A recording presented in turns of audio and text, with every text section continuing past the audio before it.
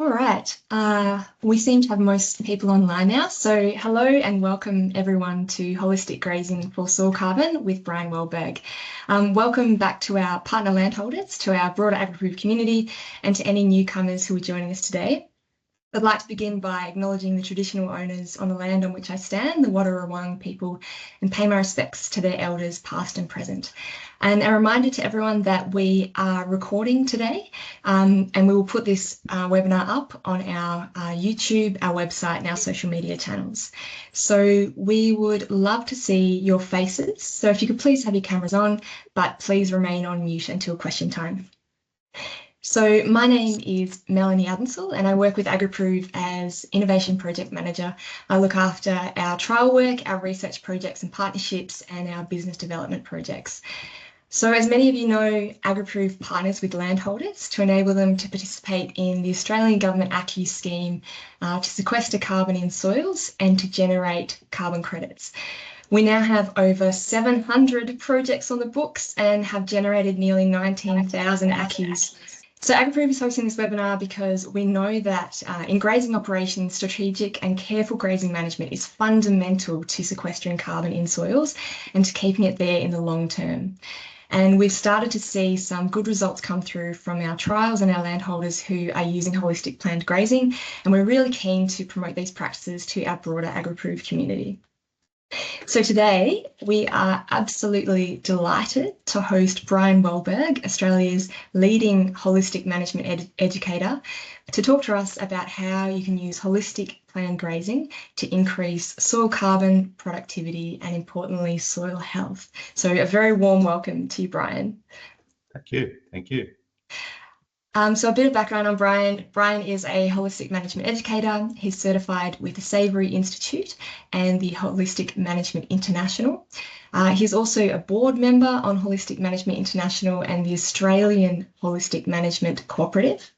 Brian's originally from Zimbabwe in Africa, where he was trained as a holistic management educator by Alan Savory himself. Brian brings a lifetime of experience in managing grazing operations in Africa, southwest Queensland and New South Wales. And as a consultant, a grazing consultant and educator where he's worked across Australia, New Zealand and internationally, delivering holistic management education through his business inside outside management. And I was lucky enough to complete Brian's course a couple of years ago, and it is truly one of the best courses I've ever done, not only for the grazing management strategies that build resilience in the farming system, but also the use of the holistic management framework to manage complexity in any business, as well as in your broader life. So today we'll have about 40 minutes of presentation, then we'll have some question time. So if you could please hold your questions until the end, and please be sure to keep yourself on mute for the presentation. So with that, Brian, it's wonderful to have you here today. I'll hand over to you. Fantastic. Thanks very much, Melanie. Can you hear me all right? Yes, got you loud and clear. Fantastic, fantastic. Again, thanks very much for the team at AgriProve, the wonderful team at AgriProve for this opportunity to have a chat and have you on and hopefully share some ideas. Personally, I'm really excited about the times we live in at the moment. I think we're starting to uncover a lot of the answers to many of the big pressing problems that we have all around the world, literally, whether it's biodiversity loss, whether it's desertification and desert spreading, whether it's carbon loss, and right down to human health issues. And so I think it's a really exciting time where we're starting to uncover some of the answers. And again, huge opportunity, especially for landowners, for farmers, because we actually hold the secrets and the answers in our hands, so to speak. So again, huge opportunities for us, and again, really exciting time. Before we tap into a couple of things and a little bit of a PowerPoint slide, I just wanted to have a chat about some of the elephants in the room. And again, often these elephants inhibit our ability to change and to learn new things. And I'm sure just looking at a couple of names on the screens here, most of us are well along that journey of creating change, and we certainly need to create change. But when we consider the whole population of Australia, there's certain beliefs, ideas, paradigms that limit their thinking, limit their ability to change, limit their ability to see beyond what they're currently doing. So, appreciate I'm preaching to many of the converted, but we all have connections through people we sell to, people we source suppliers from, and again, we really need to be getting the broader public on board with the changes that we can do on our properties to sequester carbon, to build biodiversity, and just change that thinking. And I think someone famous once said, we'll never solve the problems using the thinking that created them in the first place. So we really need to get the larger community at large changing. So one of the first elephants I just want to have a quick chat about, and I'd never heard of it until I actually came to Australia 20 odd years ago, and we'd been in central Queensland for a couple of weeks, and my son came back from school one day and announced to me, he said, Dad, Australia never had hard-hoofed animals, and they're bad. And I had to kind of think for a minute and think, oh, okay, and I thought for a moment, and I could envisage all those pathways under the fence that I saw from the kangaroos, bare eroding pathways under the fenceways where they always go through. And again, kind of thinking, well, hold on, that's certainly non-native, and they certainly don't have hard hooves. And then it kind of also took me back to, we've all seen backyard chickens where they've taken that environment and basically turned it into concrete. And again, certainly not hard-hoofed animals. And then we've all stood on the back door of a home somewhere, and we've observed that bare eroding track from the back door to the hills hoist. And once again, certainly are not created by hard-hoofed animals. I always like to say, unless you've got a forked tail. So again, that paradigm around hard-hoofed animals being bad for the environment, it's not the hard hoofs at all. It's how they're managed and the time component. I always take myself back to walking along the beach, and I'm afraid I'm a bit of a plodder on the beach. So when I look at my footprints on the beach, I just see compaction, compaction, compaction. And if I cast my eyes across the sand, I'll see the footprints of a jogger. And again, exactly the same foot structure, the same bones, the same muscle, well, maybe not the same muscles, but the same sort of muscles and the same sinews, etc. Virtually the same foot, certainly not hard-hoofed, but a jogger has a very different impact on the beach. The big toe digs in, creates a bit of disturbance, breaks through any capping, makes a bit of a divot where water might sit for a bit longer, some seed might fall in there and germinate, some litter might be incorporated into the ground. So again, this paradigm that hard-hoofed animals are bad is just that, it's a belief. And again, it limits a lot of people's ability to see the opportunities of change. The second sort of probably the bigger elephant in the room actually is the whole methane question. And I always like to take it back. Plants evolved on this planet about 800 million years ago, and they evolved almost simultaneously with animals. And we're talking very simple sponges here. And grazing animals as we know them today literally evolved 300 million years ago, and they evolved with the plants that those grazing animals ate. So the plants and animals have evolved together over millions and millions of years. We didn't suddenly have plants and suddenly have animals, or vice versa. We had animals and suddenly had plants. They've evolved over millions of years together. And we don't have lots of plants and few animals, or vice versa. If you had a drought or a fire or a flood or a catastrophe, and we had fewer plants, you have fewer animals. They die and die and die, sadly, and vice versa. So plants and animals have evolved over millions and millions of years. And then one day, around about 5,000 years ago, a human domesticated a couple of wild animals. And suddenly from that, we've evolved this belief that these animals are the root cause of climate change, that are the root cause of basically the risk of destroying civilizations as we know it on the planet. These animals have evolved literally for millions of years together.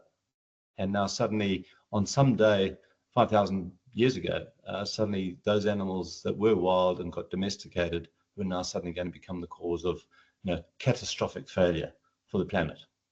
And again, you just got to I shake my head and think, what the hell's going on? It just doesn't make sense to me at all. What happened when we took those wild animals and domesticated them? We changed management, not the animal.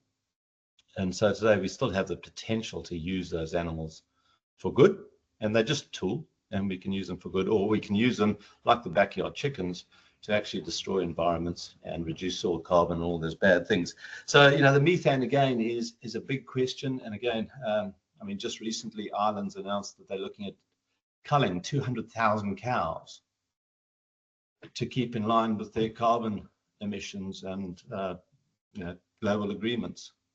And literally, the world needs more animals. We need animals to cycle those nutrients, to put them back in the soil so the plants can access them, to cycle the carbon, put it back in the soil.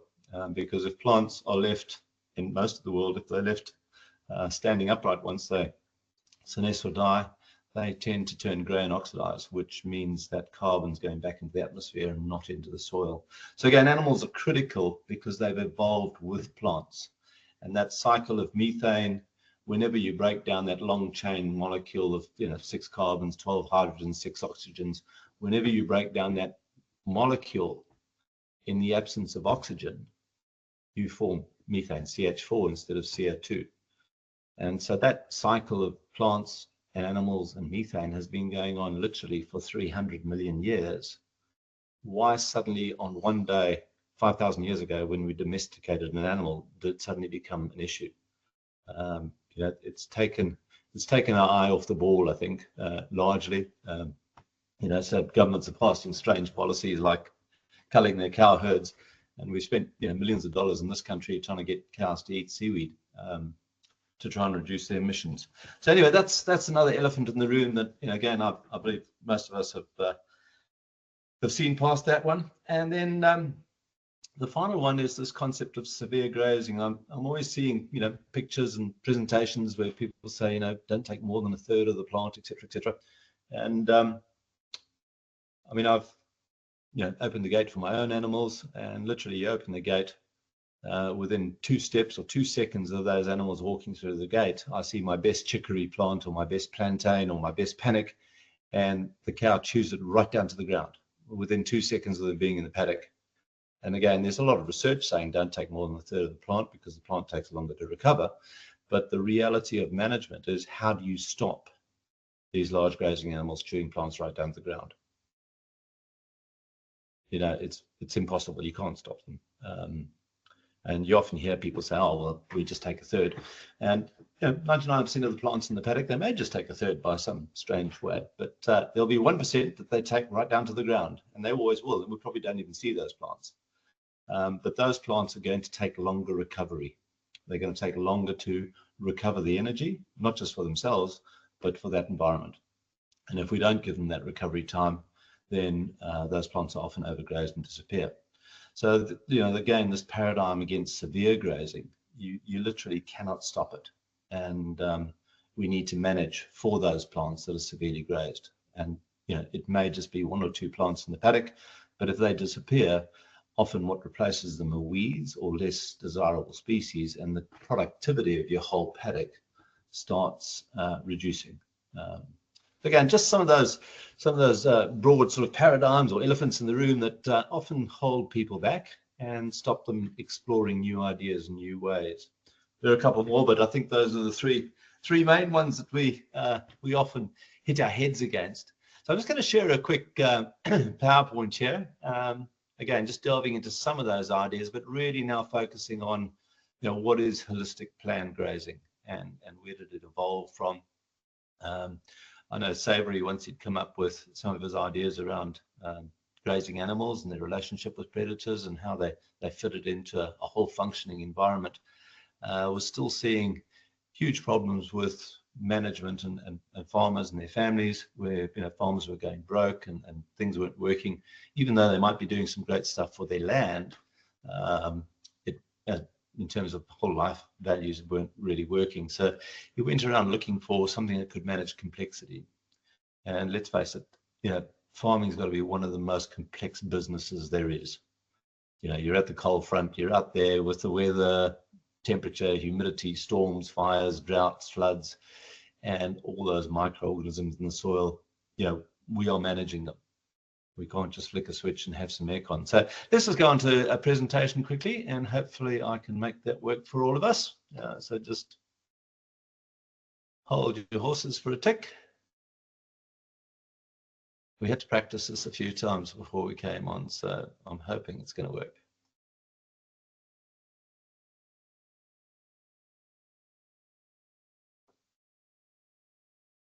Yeah, we're seeing it perfectly there, Brian. Thank you. Fantastic. Thanks for that feedback, because I can't see you anymore, but that's okay. So again, Alan Savory, fellow Zimbabwean, and developed a decision-making process called Holistic Management, which is what we're rolling out. And a component of that is holistic planned grazing.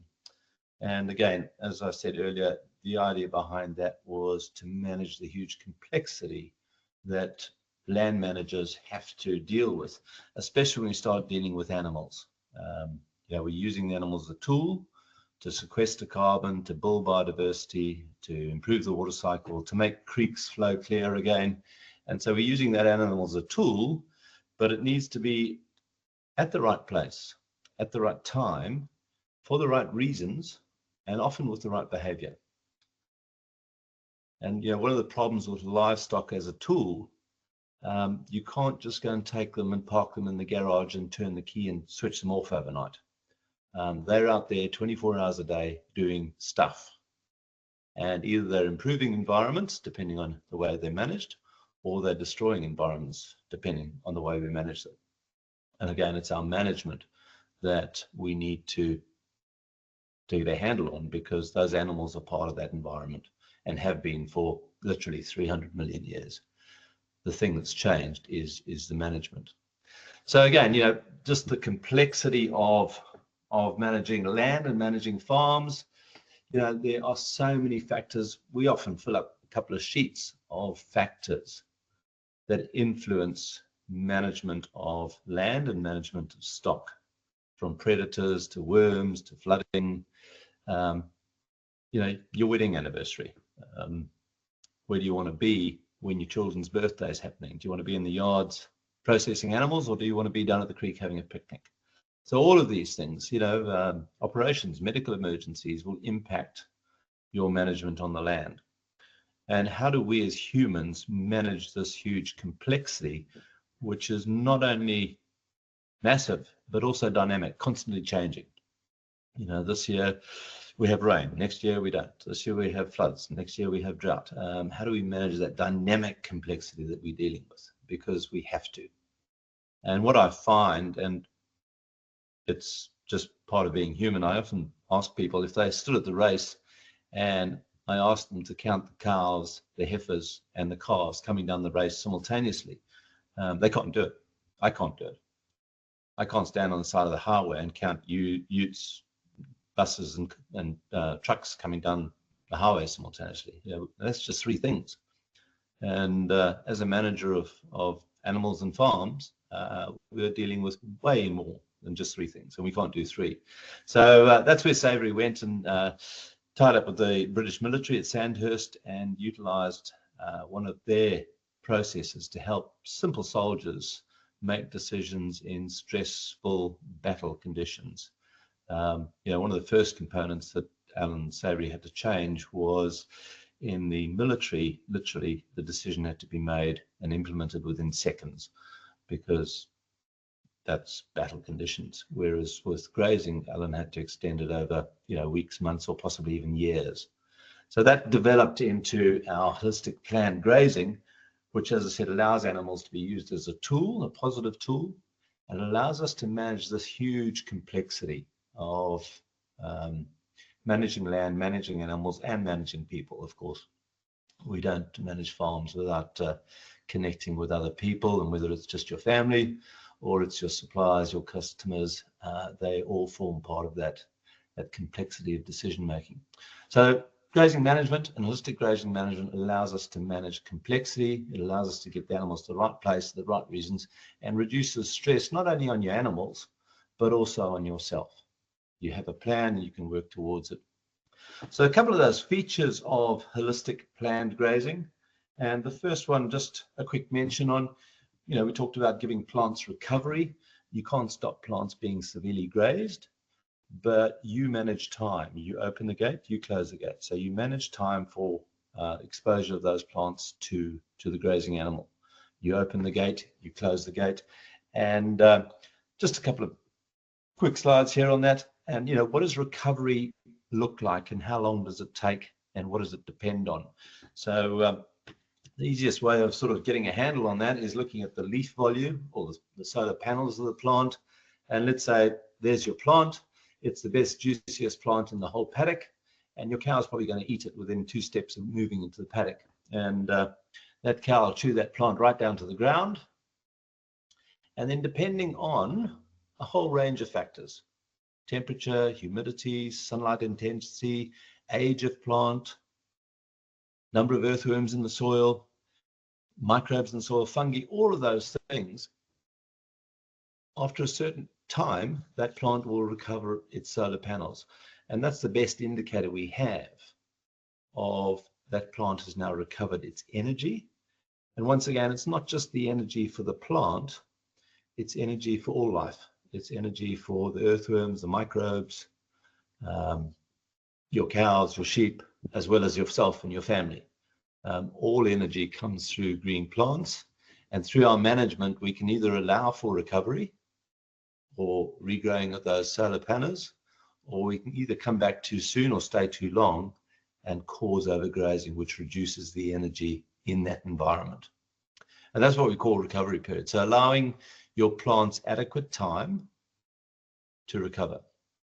And once again, I often hear farmers say, we move every day, or we get around in 60 days, or something like that. And again, that's a system. This is dynamic. Every day is different. This week might be hot as hell and dry, and next week might be cold and damp. And your plants are going to respond differently. So the idea behind holistic planned grazing is we make a plan, and then success really lies in that constant monitoring, because change is the norm.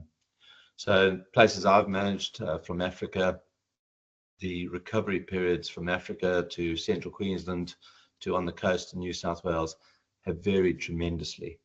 So in Africa, we're working somewhere between 150 and 40 days. In central Queensland, we're up to 180 and 30. And on the coast here, we started at 60 and 90 and then very quickly developed a 120 day variation, because it depends on a whole range of factors. And we can take a guess and then monitor accordingly and make those changes and adjustments. Because if you don't, you'll end up damaging plants, reducing energy in the environment, reducing the amount of carbon those plants can suck out of the atmosphere and put back into the soil through root exudates, dunging, urinating, trampling. So just a couple of slides here again from central Queensland. 8th of November, really hot, stinking hot, steamy. Had a really good break to the season. Here we are 4 days after the start of the season, and that is a Panicum maximum green panic plant. And you can see it's just starting to take off. Great soil cover there.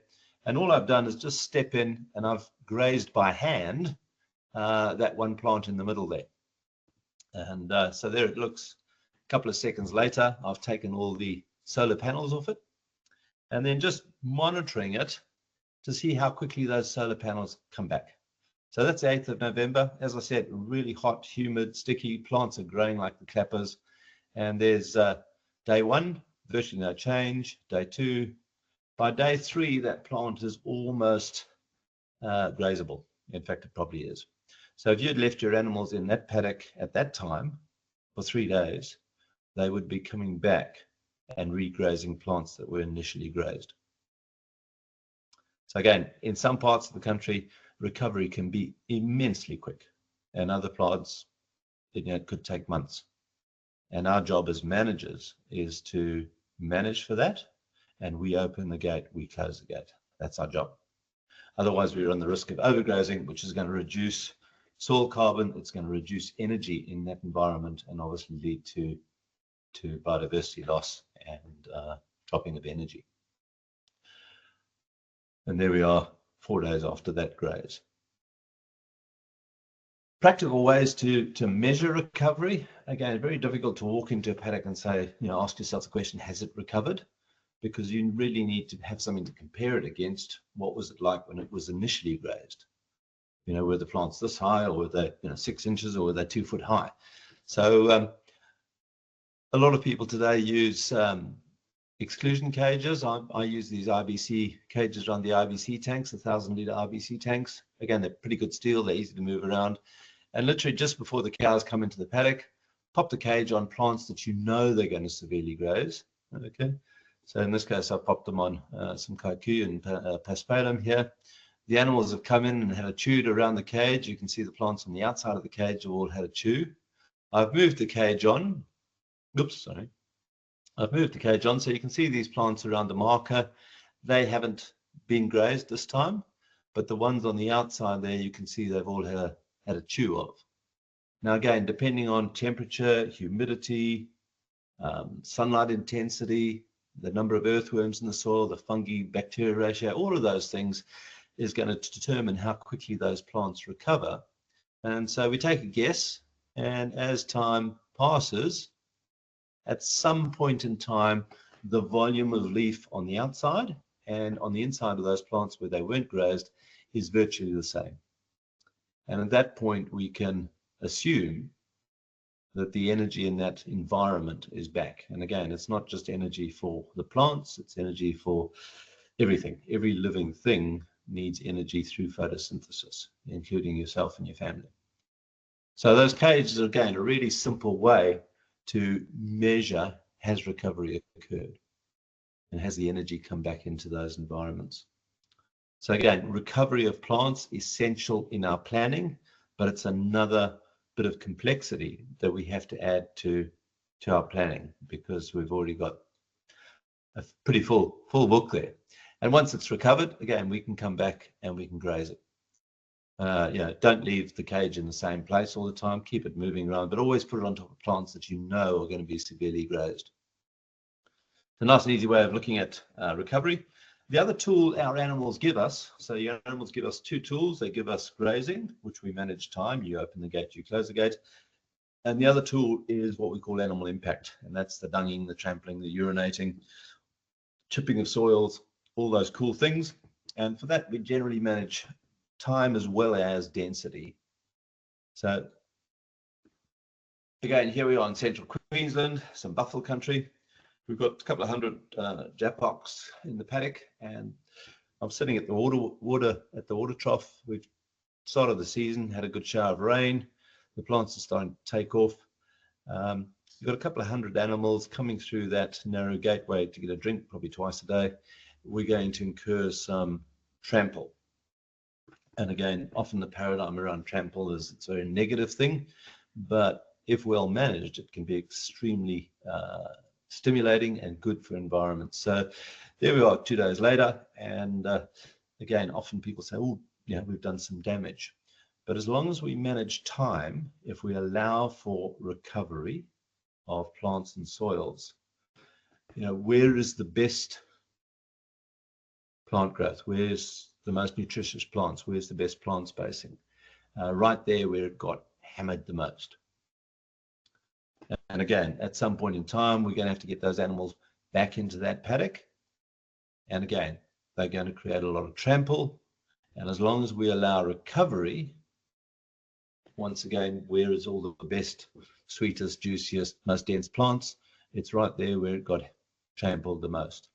So trample can be a very valuable tool, but it has to be managed. We've all seen tracks down to water holes where the animals aren't managed and they just track day after day after day.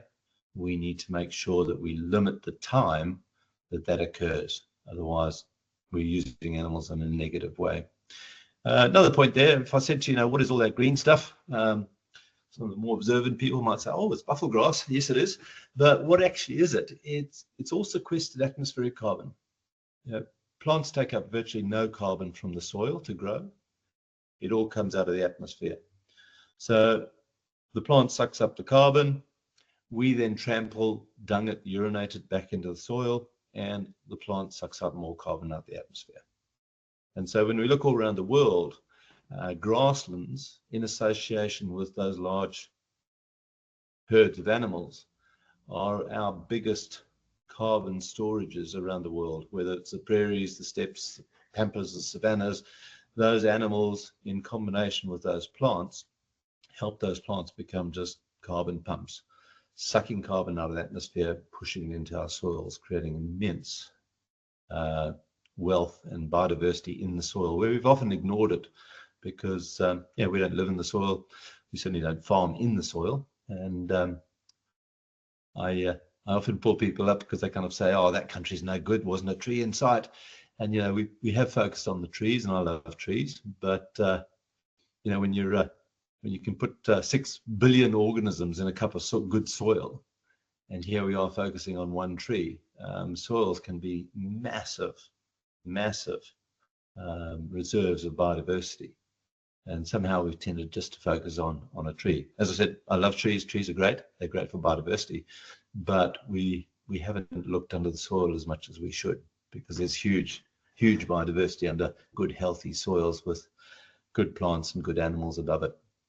So again, those animals are giving us two tools, and we need to plan for recovery. We need to plan for animal impact when we want it, but it requires a plan. It's another aspect of managing livestock, and that is a hugely complicated business, and therefore we need tools to help us manage that complexity, because as humans we don't do complexity well.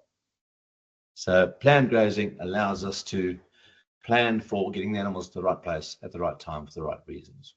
This is just another gateway, and again, just getting that concept of allowing time for recovery, time for those plants to suck carbon out of the atmosphere, sequester it in their roots and their hypocotyl, and then putting animals in to trample, to dung, to urinate, and to push that carbon back in the soil. So here's just a narrow gateway. We've got 250 steers coming through there, and then we allow recovery. At some point in time, those cows are going to have to come back through that gateway again, and then we allow recovery. And again, at some point in time, depending on temperature, humidity, all those factors, and we allow recovery. And each time you see that recovery, the volume of green leaf, the volume of energy is getting larger and larger and larger. So at some point in time, when the system shuts down because it becomes too hot, too cold, too dry, too something, we've now got a haystack of good quality feed out in the paddock to allow us to sustain our animals over that period when we don't have as much green leaf capturing sunlight. So again, allowing for recovery from both grazing and trampling. Okay, so we really need those animals. They've evolved together with biodiversity. They've evolved over literally 300 million years with those plants. And at some point in time, we took those wild animals and we domesticated a few, and we've changed the management. We don't need to change the animal, we need more animals. I drive around a lot of Australia and I see literally kilometers after kilometer of grey oxidizing grass that desperately needs to be pushed down into the soil to allow that nutrient, that carbon, to go back into the soil. Because if it's left standing and we see it starting to turn grey, it's a clear indicator that that nutrient and that carbon is going back into the atmosphere. So we can use animals, our livestock, to make those changes. So when I look at soil like this, and this was just on the roadside outside Orange, if this was in our garden, we would probably chip it up, loosen it up, we'd get all that grey stuff on the ground, and it would come back. Can we do that with livestock? Absolutely. And you might want to chuck a bale of hay in there, or you might want to get the dogs to get them to mill around in there, or just bunch them with a temporary fence. And they let them chip it up, dung it, urinate it, but then we need to manage. We need to make sure that there's enough recovery time from both, in this case, the trample, but if the plants start growing and we graze them, from recovery of plant's recovery of energy. So that's what holistic planned grazing does. It also allows us to manage all those other complexities. How do we do it? We use a grazing chart. There's a lot of software available today to do it as well, and some of it's pretty good. But what I find generally with most farming businesses is the problems are normally associated around communication and creativity. And I'm convinced that a family sitting around a piece of paper with a pencil saying, what if we move the cows from this paddock to this paddock, or what if we move them from here to here, that stimulates communication, it stimulates creativity.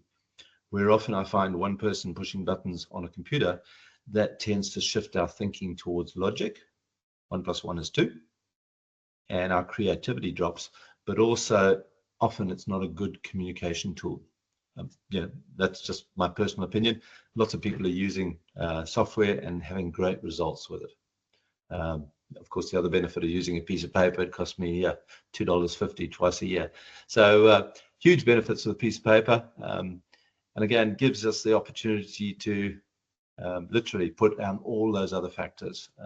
When you're away on training, I've got a Y chromosome, so I always forget my wedding anniversary. But ever since I've started putting my wedding anniversary on my grazing chart, I've never forgotten it. My kids' birthdays are all on my grazing chart, and a lot of other information. Rainfall goes on the grazing chart. When certain flowers come out in the paddock, when certain trees come into bloom, just about anything you can think of that you might be important, you can pop it down on the grazing chart, as well as all the calving, processing, branding, weaning, all of those factors. In central Queensland, we put down all our machinery. So again, when the bulldozer got serviced, when the utes got serviced, when the 4x4s got serviced, every member of staff had a row on the grazing chart. And when they went away on leave, when they went on courses, was all on the grazing chart. So the grazing chart really can become that great communication tool, but also a planning tool that everybody can visit. If you put it up in the workshop, the whole team, the whole family, all your employees can actually see what is going on the farm. So it's just a fantastic tool, and for $2.50 or whatever, you can get them printed off at Officeworks. A great tool to be doing planning, to manage complexity, but then also to communicate and to stimulate creativity. The thinking behind it is what we call an aid memoir. Alan Savory kept the terminology to acknowledge the roots of the planning process coming from the British military. They called it the aid memoir. And again, it's a step-by-step process because humans are really good at step-by-step, and it allows us to manage complexity. Just to finish off, again, the grazing planning. Here's the holistic management framework. The grazing planning, if you can look, it's the second line down the bottom. It's right at the bottom. It's just a process that allows us, using certain tools, principally animals and grazing and impact, to manage our environment, to build our environment. But it's all about creating a vision for yourself to begin with. People without vision tend to focus on the problems, the weeds, the pests, the drought, the floods. Holistic management allows us to create a really strong vision for ourselves, for our families, for our communities, and the environment that allows us to make decisions towards that. Again, as someone famous once said, we need to go to the top of the mountain and see the land of promise. And, people with a good, powerful vision, a positive, powerful vision, I always seem to think will do the impossible. They will take whatever's thrown at them and they'll make a positive outcome of it. So again, thank you very much for tuning in today. I'm going to shut down the PowerPoint and I think we can open it up to a chat. Thank you very much, Brian, for that really insightful and interesting presentation and for introducing us to the new paradigms of holistic management. So we now have about 20 minutes for question time. If you could please raise your hand. There's a raise button in the top panel there you'll see, and then I'll call on you to unmute and ask your question. So we do have one in the chat already. So do you have a template for this grazing chart, Brian, that you could share with the folks today? Absolutely, no problem. So I think not only you can put people in touch with me or go onto our website or just drop me a line and I'll be more than happy to share with you. More than happy. Yep. And we've got a couple of YouTube clips as well on our site taking people through. So it's a bit of a sit. It's I think an hour and 15 to go through the 14 steps of the process. So it's me just talking us through, going through the steps and allowing you to complete the chart. So absolutely no problem at all. Yep. Terrific, thank you.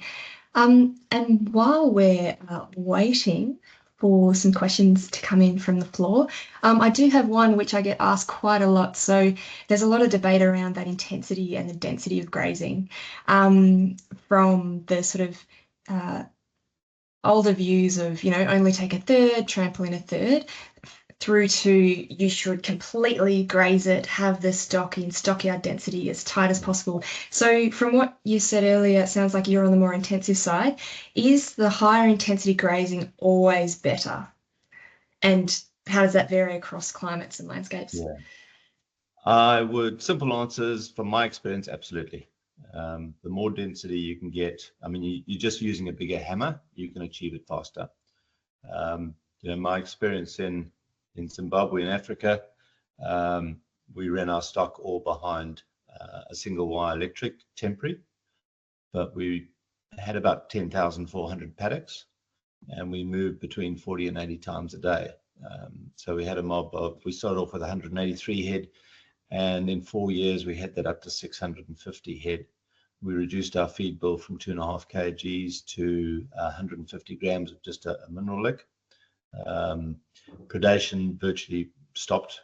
There were no ways the leopards were going to leap into a mob of 650 cows.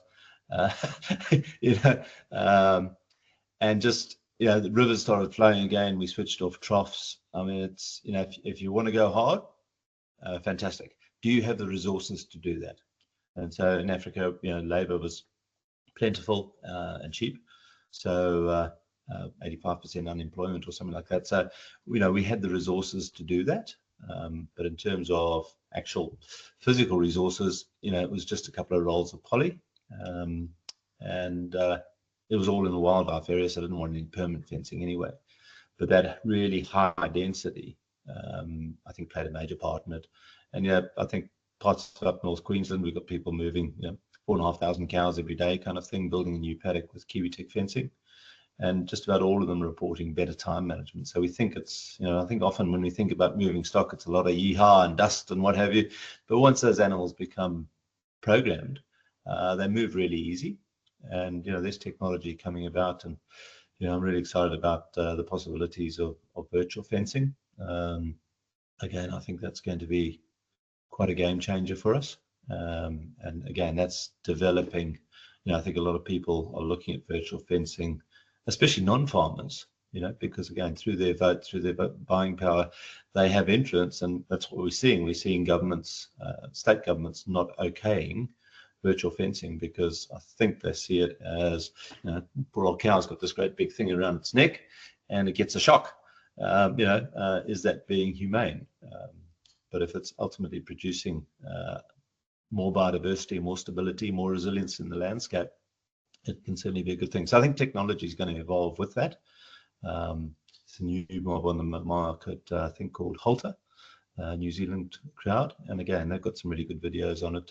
But it's evolving, and you know, if we can manage those animals better, for me, the bigger the hammer, the more impact we have. But there's certainly times when, you know, you don't need that density. I mean, if you're hoping for trees to come up and get more diversity of trees coming through, again, you probably wouldn't want to use that. So again, it's just a tool. Identify what your problem is in terms of landscape function, and if you need a big hammer, go hard. I also find The shape of paddocks really important, and sort of the concept I've kind of labelled it maize grazing, but I'm sure lots of people are doing it. But yeah, long skinny paddocks give you a much better animal impact as opposed to grazing. So the longer, the skinnier the paddock, the more animal impact, the more trample you get. So if you want to increase trample, the shape of the paddock is really important. We've always gone for kind of square paddocks because financially that's the most financially efficient shape for fencing.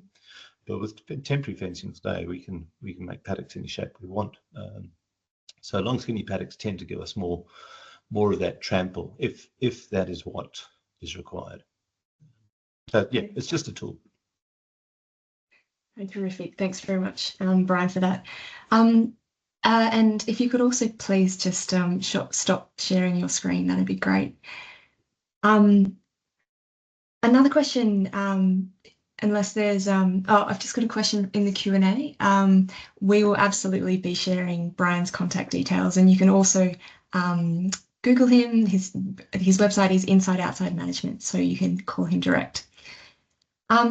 So then another sort of question which comes to mind, how does it work in droughts, and what are the ways that you can manage reserves for drought, and how do you get it working in terms of getting those perennials and that diversity going in drier landscapes? Will it work, and how does that work? Yeah, again, really interesting. I was talking just a couple of weeks ago. We were in California, very Mediterranean, very dry environment, and people there were really struggling to get perennials, but some of them were starting to make that happen. And again, just trying to say to them, maybe a little bit more patience, and hey, you're using a tool. Can we use the tool differently? More density or longer recovery periods? Let's give it a trial. And I think fellow educator Graham Hand came up with some really great ideas, and he calls them safe to fail trials, where literally jam animals in a tiny area for a couple of hours while you're going to have a breakfast or something, and then just leave that as a trial area. In terms of your productivity of your land, it's not going to make a huge difference. It's certainly not going to put the animals back. I mean, we put them in the yards for 2 days, just an hour or two inside the paddock or overnight inside this little temporary area, and then lock it up and just see what happens. And again, it's a really powerful way for you to see what's happening on your land. I think farmers have virtually given away the right to trial stuff on their places. We've given away to governments, we've given away to companies, corporations, and every farm's different. Every paddock's different. Everybody's herd's different. And so being able to trial things and see them, whether they work on your place or not, is really, really important. But we need to be able to do it in a way that's not going to cost an arm and a leg. So fencing off these little areas, jamming the animals in there for an hour or two or overnight. And Graham Hand calls them safe to fail trials. They're just a fantastic way of you, the landholder, the decision maker, running a small trial in your place to see what is possible. And so I find those to be really valuable for getting change to happen. Managing drought, again, part of the planning process is really focused on drought. And living in Australia, but Africa was the same. I mean, we have to plan for drought because literally every second year is going to be a drought. And often what we find is people tend to lock up country as a drought reserve. And often what happens there is the plants, the nests, they start becoming grey, oxidized, and they lose value. And again, they lose carbon because that as soon as the plant turns grey, we know it's pushing carbon up into the atmosphere. So the process of planning for drought in holistic planned grazing is we, rather than lock up an area of land, which then may start becoming grey and oxidized, we reserve time in all paddocks. And that has many benefits. The first one, obviously, is we're not resting land to the point where it becomes oxidized. The second is if the rains come when you expect them, which might happen 50% of the time, often all that feed in that paddock that you've locked up goes to waste, because if you've got a green pick and now that's last year's feed that has had rain on it, your animals generally won't even look at it. They'll be busting through your fences to get the green pick. If you've just left thyme in all paddocks, generally what you're leaving behind is your worst quality feed. And say if the rains come when you expect them, you're not paying that high price by wasting a lot of good quality feed. When you lock up a paddock, you're reducing the number of paddocks available for management. And it's, the more paddocks you have, anybody who's increased their paddock numbers, suddenly you've got more opportunity to manage all that complexity of planting trees, fixing fences, putting in new troughs. Where do you want your animals to be when you go on holiday? In a paddock that's got plenty of food, plenty of water, good fencing. So the more paddocks you have, the easier it is to factor in all those management ideas. And if we're locking paddocks up for a drought that may occur 50% of the time, again, it limits your capacity to be flexible. So the idea behind managing drought in holistic planned grazing is, rather than lock up a paddock or an area, or another option we'll always put hay bales away, is to reserve time in all paddocks. So you'll just leave a bit of feed in every single paddock. And if the rains don't come when you expect them, then you go back through all the paddocks again and just pick up that feed. And often it's your worst quality feed, but hey, we're going to drought. And so, hopefully through your management, that feed starts getting better and better as we go, but it will be your poorer quality feed, but it's a drought reserve. Yeah, terrific. No, that's a really clever strategy there, Brian. So we do have one question come through in the chat. So what is the soil vegetation sequestration rate required to balance out the methane from the herd? And at what stocking rates does this even out? Again, I'm not even going there. There's research come out of Sydney Uni. If you've got good, healthy soil, you will have free-living soil fungi, bacteria that will sequester all the methane your cows can produce. So again, it's about having a healthy environment. And the more plants you have, the more animals you have, the more methane you produce. Okay? But the more plants you have, the more carbon it's going to suck up the atmosphere. That cycle's been going on forever. I can only hope at some point in time we start ignoring methane, because it's a myth. We don't have animals if we don't have plants. We don't have plants if we don't have animals. And anytime you break down that building block of life, C6H12O6, in the absence of oxygen, you form methane. So I think 11% of the world's methane comes from termites, because they take that material down into their holes and they produce methane. Natural methane comes from swamps, wild animals. Any wild animal, kangaroo, wallaby, elephant, takes in organic matter, breaks it down in their stomach, and aerobically will burp and fart methane. About 13% of the world's methane comes from rice paddies, because we flood rice paddies, all that organic matter breaks down anaerobically. So those cycles have been going on, with the animal and the plant forever. We really need to be focusing in other areas.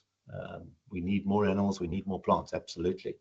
But the methane's just part of that cycle. And methane breaks down really quickly in the atmosphere. Yes, it is apparently, 24 times more damaging in terms of its effect, but it breaks down literally within 12 to 20 years or something, whereas your CO2 will be up there for thousands and thousands of years. So really, I don't even worry about the methane. It is something that obviously policy has to deal with. It's something that you guys are going to have to deal with. But as a farmer and as a landholder, we want more cows, more animals, more biodiversity, more soil carbon, and your animals are a tool to achieve that. So we do, as part of our soil carbon projects, we do a carbon intensity assessment, and a couple of our projects who have successfully generated carbon credits have shown that they are beyond carbon neutral. So all of their emissions and their methane through their soil carbon sequestration, they are reaching well beyond carbon neutral. So it's incredible to see what you can do when you really utilise your soils as a carbon sink. I think also, when we use animals as a tool, I always refer back to Joel Salatin. They're solar powered, they reproduce themselves, they appreciate on your books. Try and do that with a tractor. So when we use an animal as a tool, it's solar powered. So when we use animals to get on top, animal impacts and grazing to get on top of weed issues or gully issues, and people are doing amazing stuff using animals as a tool. The New South Wales Fire Department now has had a trial now running for several years using goats to reduce fire hazard. And again, it's just a fantastic. I mean, it's just doing an amazing job. I drove past there a couple of weeks ago, and they were cleaning up along the railway lines.